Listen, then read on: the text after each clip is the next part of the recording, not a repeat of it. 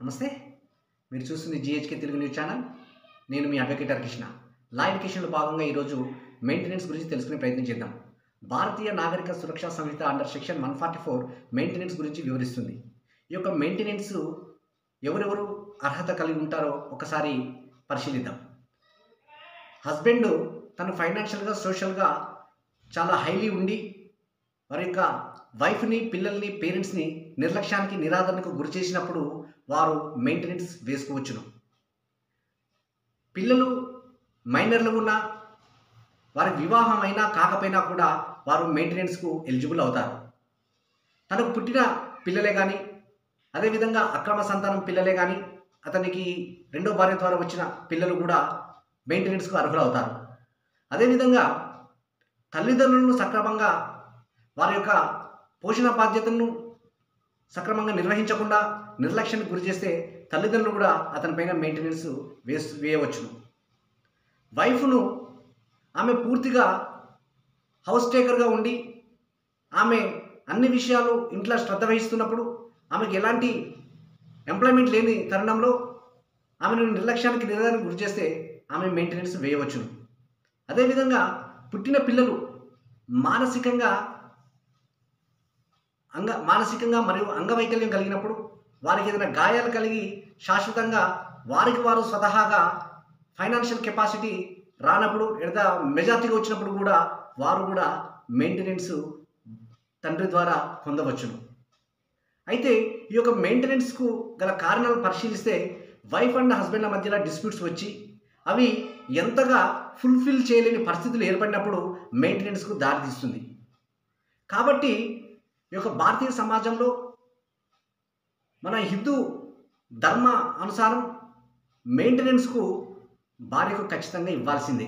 ఎందుకంటే తను పూర్తిగా తన పుట్టింటి నుంచి వచ్చి మెట్టింట్లోకి వచ్చినప్పుడు అన్ని విషయాలను ఆమె ఒక గృహిణిగా బాధ్యత నెరవేర్చినప్పుడు భర్త నిర్లక్ష్యానికి గురి చేస్తే మెయింటెనెన్స్ పొందే హక్కు తనకు ఉంటుంది. అదేవిధంగా కూతుర్లు వారి యొక్క వివాహాలు మైనార్టీగా ఉన్నప్పుడు అయినప్పుడు ఆమె యొక్క హస్బెండ్ ఫైనాన్షియల్ కెపాసిటీ లేనప్పుడు కూడా ఈ యొక్క తండ్రే ఆ కూతుర్ని మెయింటెనెన్స్ ఇచ్చి ఆమెని పోషించవలసిన బాధ్యత కూడా తండ్రి మీద ఉంటుంది. కొన్ని కారణాలతో వైఫ్కు మెయింటెనెన్స్ నిరాకరించడానికి కొన్ని కారణాలు ఉన్నాయి. అవి ఏంటంటే ఒకసారి పరిశీలిస్తే ప్రాపర్ రీజన్ లేకుండా భర్త నుంచి దూరంగా ఉన్నప్పుడు ఆమెకు మెయింటెనెన్స్ ఇవ్వడానికి వీల్లేదు. ఆ కారణాలను కౌంటర్లో హస్బెండ్ చూపుతాడు. ఈమె ఎలాంటి కాజు లేకుండానే నా నుంచి దూరంగా పోయింది, ఎలాంటి డిస్ప్యూట్ లేకుండానే అని చెప్పి అతను ప్రూవ్ చేసుకున్నప్పుడు ఆమెకు మెయింటెనెన్స్ ఇవ్వాల్సిన అవసరం లేదు. హస్బెండ్కు మ్యారేజ్ మొదటి భార్య ఉండగానే అతను రెండవ వివాహం చేసుకుంటే రెండవ భార్య మెయింటెనెన్స్ వేస్తే అది చెల్లుబాటు కాదు.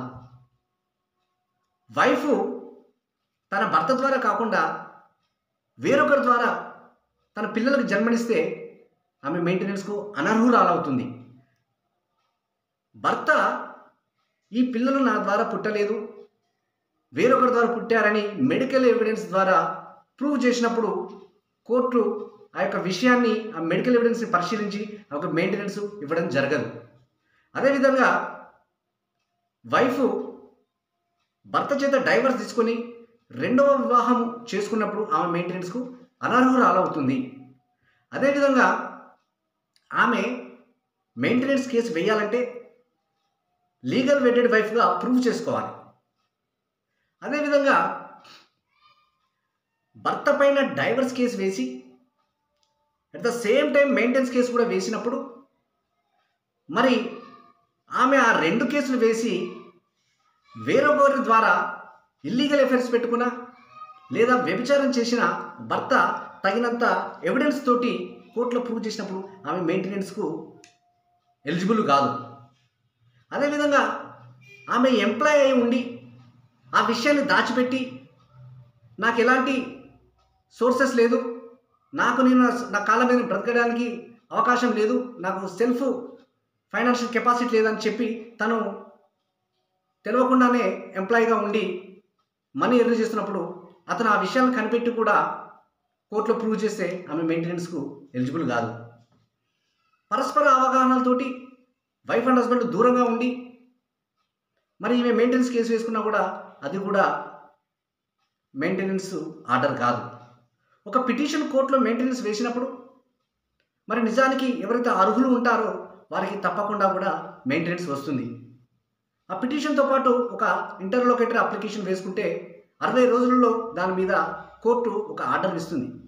దాని ద్వారా వాళ్ళు వారి యొక్క జీవనభృతి జరగడానికి, వాళ్ళ యొక్క ట్రాన్స్పోర్ట్ ఖర్చులకు, కోర్టు ఖర్చులకు వాళ్ళకి తప్పకుండా కూడా మెయింటెనెన్స్ వస్తుంది. కాబట్టి ఒక మెయింటెనెన్స్ కేసు వేసేటప్పుడు అన్నీ ఆలోచన చేయాలి. కానీ ఈరోజు అన్ని ఫాల్స్ కేసులతోటి హస్బెండ్స్ పైన ఒక హరాస్మెంట్ జరుగుతుంది అని సుప్రీంకోర్టు అనేక జడ్జిమెంట్లు వచ్చాయి.